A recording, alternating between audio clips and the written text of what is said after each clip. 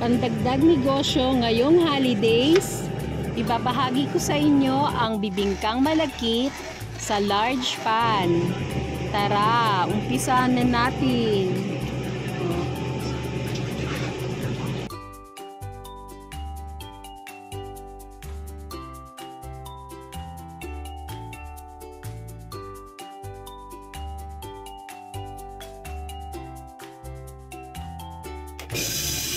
Ayan. Sasaing tayo ng 2 kilong malagkit na bigas. So ayan, maglalagay na tayo ng water. Huhugasan natin itong mabuti ng 3 beses. Kung gusto nyo po ng ganitong mga video, please like and subscribe to our YouTube channel. Thank you and God bless! After natin mahugasan ng 3 beses, ang gagawin naman natin ay lalagyan natin ng tubig katumbas ng malagkit. Pwede po bang maglambing? Paki-comment naman po kung saan ang inyong location para malaman ko po kung saan umaabot ang ating mga videos. Maraming salamat! Kung ilan po ang dami ng ating malagkit, ganun din po ang dami ng ating tubig. Naglagay lang tayo ng pandan leaves, pandagdag aroma. At isasalang natin ito na the usual lang na para lang tayo nagsasaing ng regular na kanin.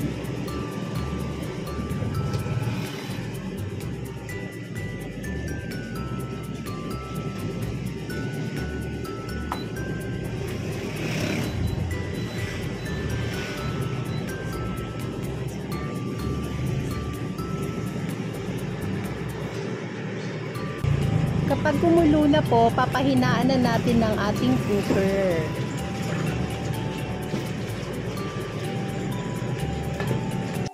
At habang nakasalang ang ating sinaing na malagkit, magsasalang naman tayo ng ating latik.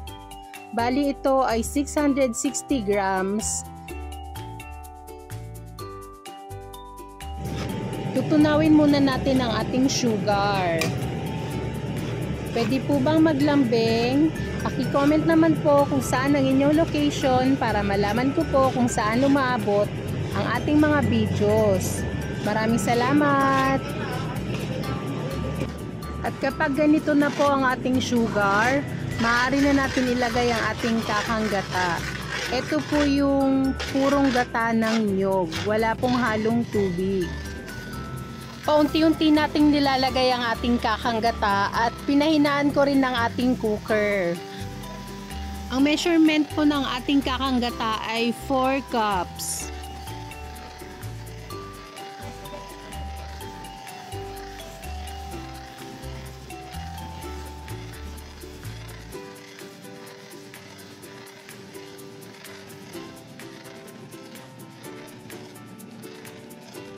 Tips lang po, dapat po continue ang paghahalo nito. At kapag ganito na po ang consistency ng ating latik, pwede na po ito. Isasalin muna natin to sa ating lagayan. Bali, almost 1 hour ko po itong hinalo para po ma-achieve ang ganitong latik.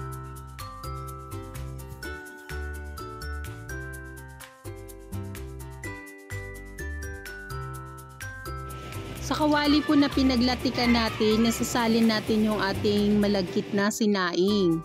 Mag-a-add din tayo ng 1/4 cup ng latik para po may lasa na ang ating malagkit. And then, hahaluin lang natin ito. At para po may idea kayo, ang bentahan ko po sa large pan ng bibingkang malagkit ay 800. So ayan, maaari na natin isalin ng ating malagkit sa large pan.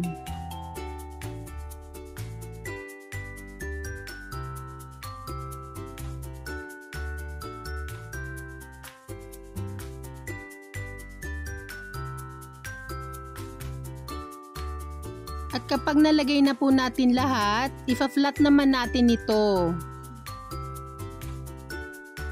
Ilalagay naman natin ng toppings na latik.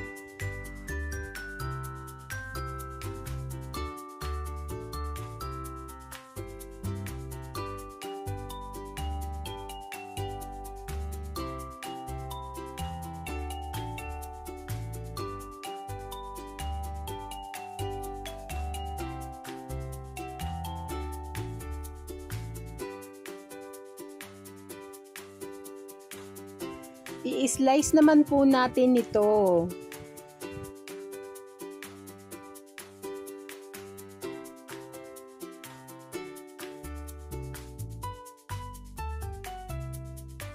At ito na po ang ating bibingkang malagkit sa large pan. Shout out po kay Ma'am Elisa. Maraming salamat. Hindi po, bibingkang malagkit. Thank you for watching. Meron bang laman nito? Wala po. Pwede naman. Tara na. Alam ko malambot ang pwede yun eh. Pero naka-cling wrap naman.